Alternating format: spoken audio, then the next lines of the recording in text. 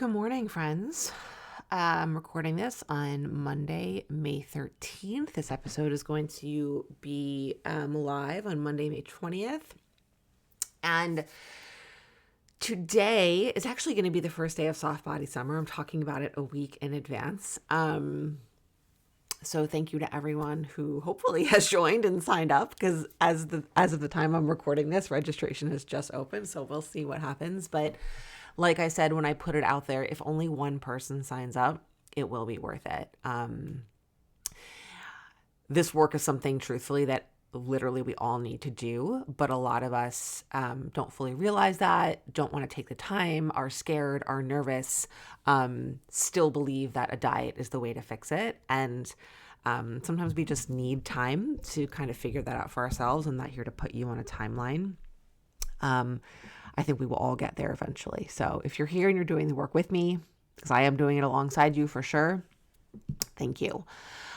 So what I want to talk about today is very much in the vein, though, of all of this, and that is about photos and how we deal with ourselves in photos. This has been coming up a lot lately with many of my clients. Obviously, this is just a systemic struggle that we as humans have.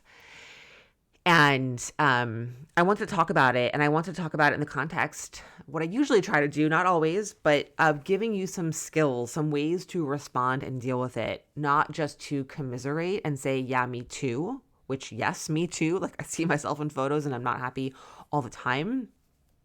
But what I do to respond to that, how I work with it. Because again, we always think that a diet is the answer to everything.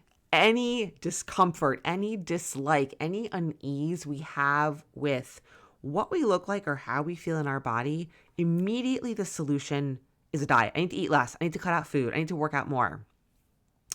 It may be true that there are some things you need to work on in terms of your relationship with food and what you're eating and how you're eating and why you're eating. Yes. And also, a diet is not the answer to that. Learning skills are the answer to that. I will stand by this, that a diet, restricting, manipulating, controlling food, punishing yourself through food in any way is not a viable long-term solution support mechanism. It never has been, is not, and never will be.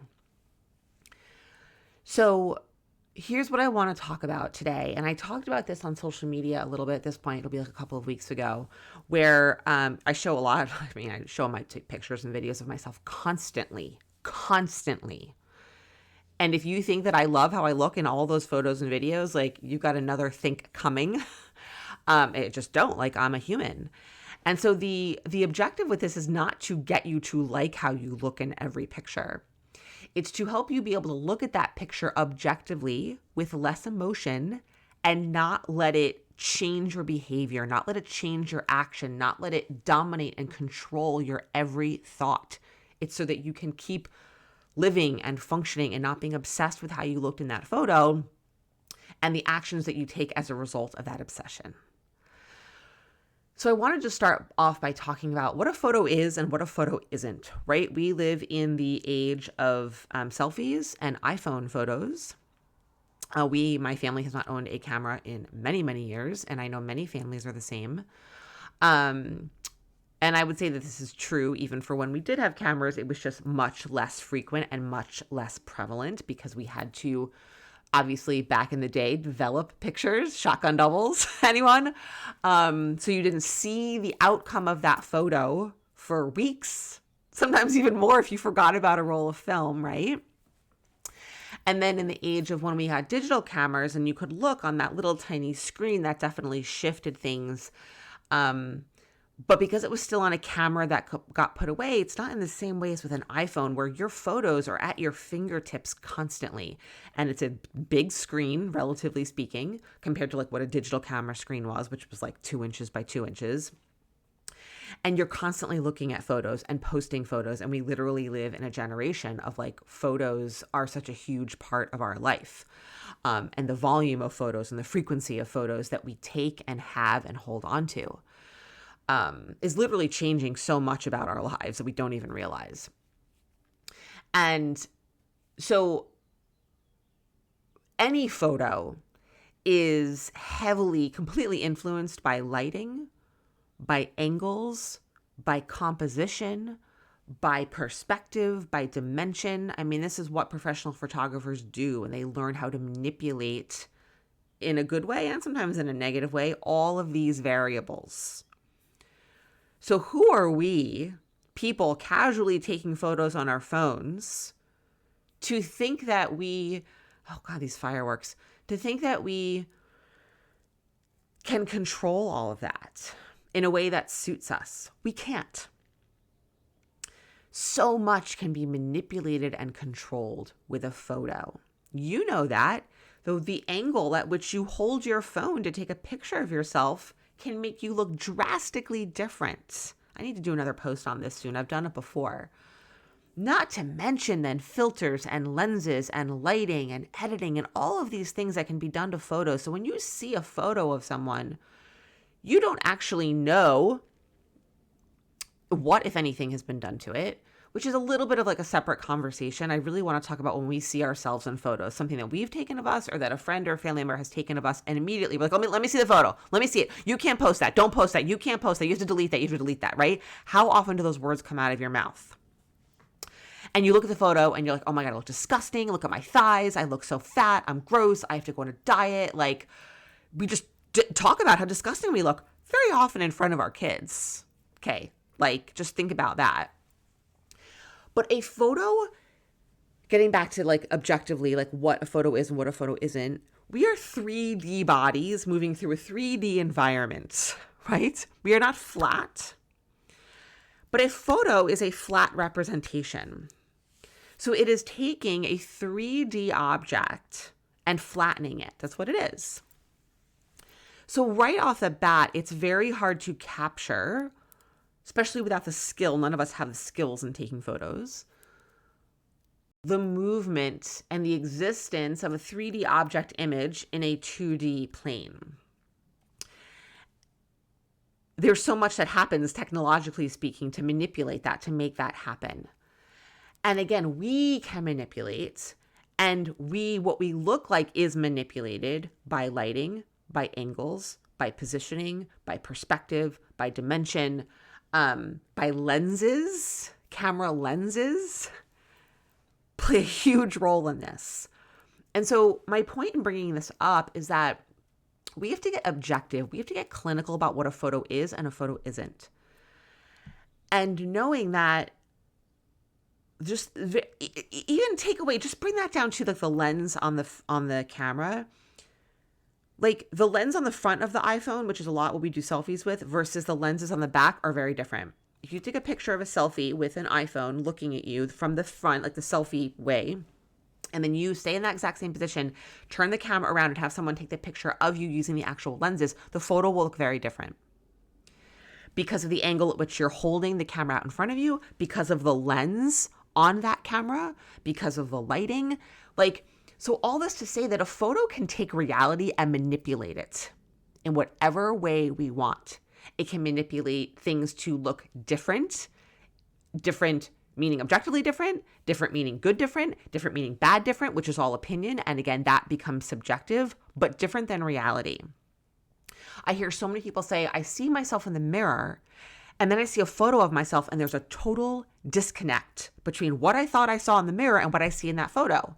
That happens to me all the time.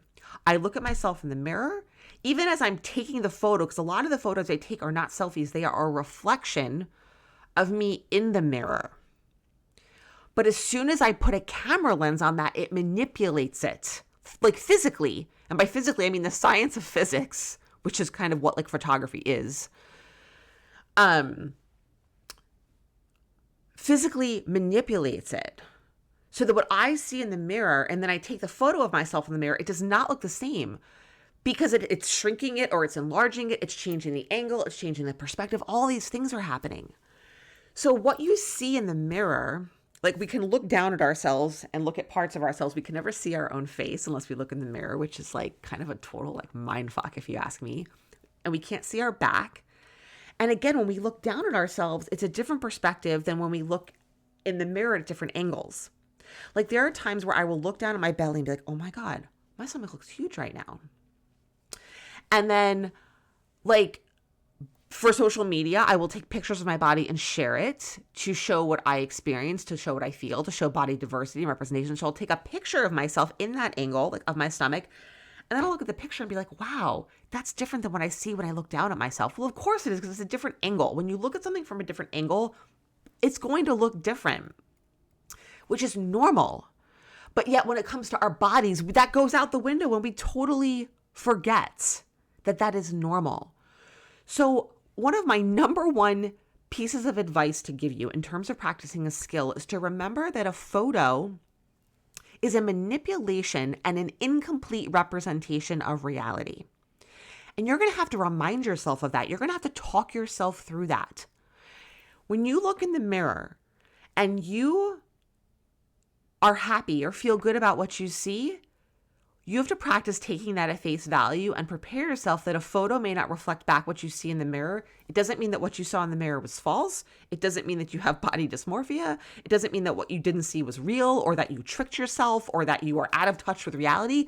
It simply means that the lens on that camera did what it does, which is manipulates lighting, angles, positions, all of these things. And so really at its core, like this is what this skill is about, is remembering what a camera is and a camera isn't. There's just so much variability to that. There's so much variability that professional photographers like use that to their advantage to capture images in the way that they need to or want to for whatever their purpose is. And that to get a photograph that looks the way you see in yourself in the mirror is very difficult, and I would say nearly impossible with an iPhone. And that if you can manipulate a photo to look, quote, better, again, that's all subjective, based on the angle at which you hold the phone. For instance, you only want someone to take a picture of you from above so that you don't have a double chin, right? That's a manipulating of a photo. We have to use that same logic and that same capability to know that when someone else, that we're holding the phone at a different angle, or someone else is taking a photo of us, that the angle that they're taking that photo at, we may not like that one. But that doesn't mean that what we saw in the mirror before we left isn't true or didn't happen. We have to get objective. We have to get factual. This is one of the skills we're talking about in Soft Body Summer, about what is actually happening here. There's so much emotion wrapped up in it. And we have to work on stripping that away. And we work on stripping that away, not by telling ourselves, don't be upset, you're being stupid and speaking unkindly, but to really look at like the facts of what a photo is and isn't, how a camera works. And kind of connecting back to what you see in the mirror, like if you look in the mirror and you're like, okay, like I feel good enough, I feel neutral, whatever it is, you've got to trust that. You've got to believe that you can trust what you see. And this isn't about loving what you see. Sometimes it's being like, all right, you know what? Some days like this is just good enough. And then you may see a picture of that good enough and be like, oh my God, what was I thinking? No. Like you've got to then come back and remember that you trusted what you saw. You can't, we put so much trust in these external things, in an app to tell us how much food we're allowed to eat, on a scale to tell us our self-worth and what kind of mood we're allowed to be in a photo to tell us how we look. We are outsourcing way too much of our self-trust to external things that don't know what's going on inside of our body. Only we know that, what we feel, what we sense, what we think. Only we know that. And that's part of what this is too. And I think something else I talked about that I wanted to mention here, kind of two big things, is that we look at photos as a capturing of what we look like. What about what we're doing in that photo? Where we were, who we were with, what we were experiencing? What about that piece of it? You're at the beach and you're sitting in the sand, or you're swimming, or whatever it is, or you're sitting on a chair and someone takes a photo of you. And so your belly is round and rolling and your thighs are spreading. And maybe the way the sunlight's hitting you, you can see your cellulite. And you see that photo and you're like, oh my God, I look disgusting. I look gross. This is terrible. Delete that. And maybe in that moment, you were having a great fucking time on your vacation. You were laying in the sun, you were relaxing, you were having a drink, you were reading a book, you were listening to music, and you were great. And not until you saw that photo of yourself did you think about what you looked like. And then that photo strips away all the joy that you felt in that moment and makes it only about what you look like. We have to remember that being alive is about so much more than the appearance of our body living life. It is about what we are experiencing and what we are feeling and who we are with and what we did and what we learned and saw and heard and all these things. And a photo can capture that. To me, that's actually what the most amazing photographers do when they're people, is capturing maybe what someone was experiencing or feeling. And that is a really important part of what photos are, except we have reduced them down to a reflection of what we think we look like or what we should look like. And that is, we are doing such a huge, huge disservice to ourselves when we do that. So again, another skill becomes, maybe I don't like how I look in this photo because it was, this was the angle or this was the lighting, or remembering that a photo lens, a camera lens is distorting reality, but I was having a great time. This is a memory of something I want to remember. And so I'm going to hang on to this photo because of that. And that has value and that has meaning. So that is something that I really wanted to bring up today, again, to get you to think about. And then another piece of this is, I've posted many photos of myself, and I know a lot of other people have as well, posted photos of themselves in smaller bodies, in clothing, at all sorts of times of life when they were going through severe disordered eating, or even like a clinical eating disorder, going through severe depression, mental illness, going through one of the hardest times of their lives, and you see a photo of them and you objectively think they look great. Because maybe their body is smaller and we immediately think, oh, a smaller body, they look great. They must be so happy. And then that person will come out and say, I was going through one of the worst times of my life. I was sick with an eating disorder. A family member of mine was really sick and I was extremely stressed out and I lost a ton of weight.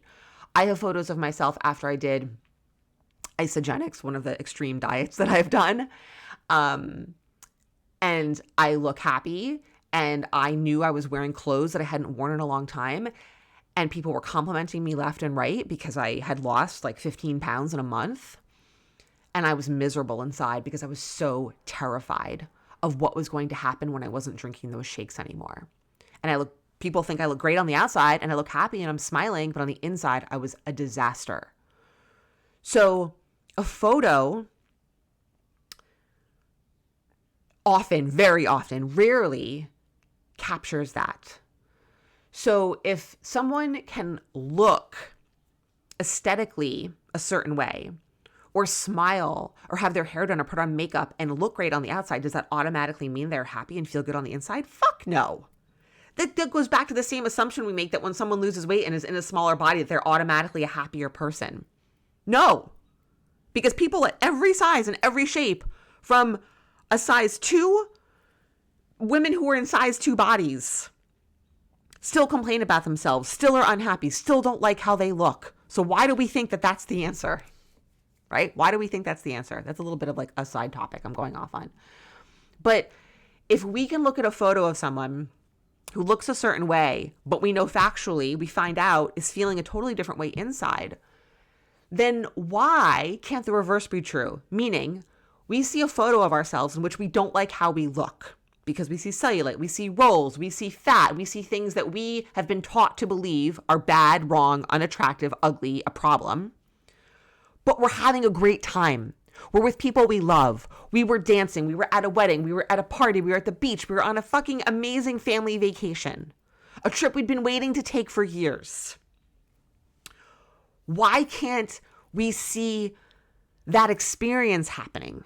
Just because we don't like how we look doesn't mean that there's so much else happening in that photo. And I just think it's so important that we reduce a photo down to like something that it's not even necessarily meant to capture. And we lose sight of reality of what a photo is and isn't, of how a photo works, the science behind how it's taken. It all goes out the window. What we were doing, what we were feeling, what we were experiencing, what we were trying to capture. And this stuff is important. It matters. This is how you start to feel better about photos, is by listening to this and practicing these skills. Reminding yourself of how a camera lens works. And that can be as simple as just saying, oh, remember, like, the camera lens does all kinds of weird things. And I like my outfit. I felt good. Doesn't matter. Right? Like that quick. Remembering that what you're doing in the photo and the memory you were trying to capture has tremendous, incredible value and meaning. And again, that we're not prioritizing what we look like over what it is to live and be and exist in a human body and the experiences that gives us, which a photo often strips away and takes away from us. So I think I'm trying to think. There's last thing. I do have one more thing. It's got longer than I thought, and I have to go eat breakfast. The other piece of this that I want to remind you, and this happens internally and it happens externally, in that we will look at an old photo of ourselves. This is weird. I don't have my Invisalign in, and I feel like I'm lisping. I'm like worried this is changing my speech. Anyway, sorry. There's a little insight into my brain. We will look at an old photo of ourselves when we know that we remember being unhappy with how we looked at the time, on a diet, hating our bodies, and we will look at that old photo now and be like, oh my God, wow, I look great. That has literally happened to every single person. So then I ask you, can you use that to hold space to think, is it possible that maybe I actually look better in that photo than I think that I do now? If it's possible to look back at an old photo, is it possible that that same thing could be happening right now? A. And B, when you look at a photo of someone else, you may look at a photo of yourself and you see what you see because you are seeing that photo through your lived experience.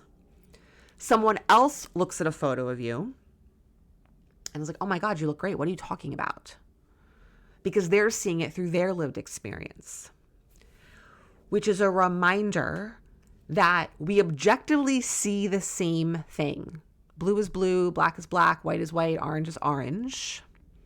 Unless you're colorblind. But the meaning that we assign to what we see is different. Oh, blue is ugly. Oh, blue is my favorite color. Oh, that black top is gross. Oh, I love that black top. Based on our lived experience and our own opinions. And photos are the same. And I say that just to remind you that that's why I try to bring you back to what's actually happening here. How does a camera work? What's the role that lighting plays? What are the objective facts of this situation? And what is our opinion that we are pushing onto it? And can we separate those things, especially when we look at a photo? And if one person can look at a photo and be like, oh my God, that looks amazing. You look amazing. And you look at the photo and you think you look disgusting. That right there says it's all opinion. And opinions matter, and they're part of obviously being alive. It becomes a way to say, like, okay, hold on. Can I be more objective about this? And the last thing, the actual last thing, and I've said this before, but it's a perfect way to I think, close this out, is how many times have you taken a picture of like scenery on vacation, a sunset, flowers, the ocean, the beach, and shown that picture to someone to show them what a beautiful place you were at and said, the picture doesn't do it justice. There's no way I could capture this with a photo. The same is true for you. You can't capture that beauty and that experience because of the objective limitations of your iPhone that you we don't know how to use probably in the best way possible, A, and B, just like what it does, the lenses. And also because the experience of being there is not something that can be totally captured. So if you can say that about a sunset, a mountain, a flower, an ocean, a beach, why isn't that true for a photo taken of you, right? It doesn't capture how amazing it was. This is not what it was really like. It was just the best documentation that I could get so I could remember it. So that's it. This got way longer. I didn't think this one was going to be this long. Thank you for listening. I hope this is helpful. Please let me know if this is helpful for you. If it's not, what your thoughts are, what you've practiced. And always thank you for being here. Thank you for listening. And I'll be back next week.